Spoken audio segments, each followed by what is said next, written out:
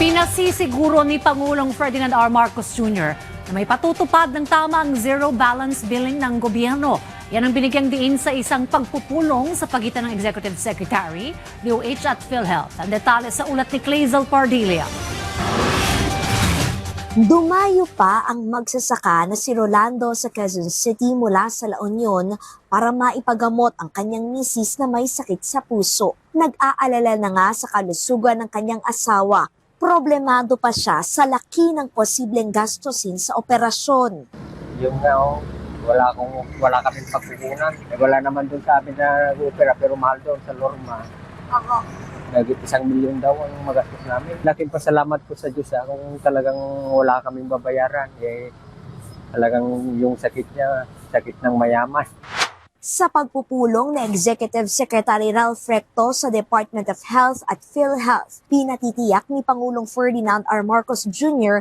na maipatutupad ng tama at mararamdaman ang zero balance billing. Programa ito ng pamahalaan na pumapasan sa lahat ng bayarin ng mga pasyente sa higit 80 DOH accredited hospital na nakakonfine sa basic accommodation. Palalawigin na rin ito sa ilang ospital na pinatatakbo ng ilang lokal na pamahalaan.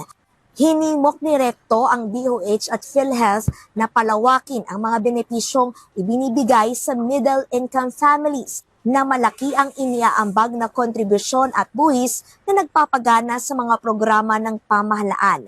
Ngayong taon, nasa 448 billion pesos ang inilaang pondo para sa sektor ng kalusugan.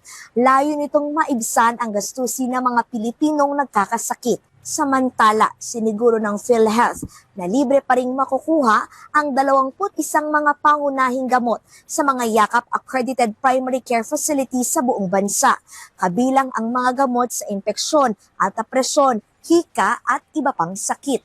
Clazel Pardilia para sa Pambansang TV sa Bagong Pilipinas.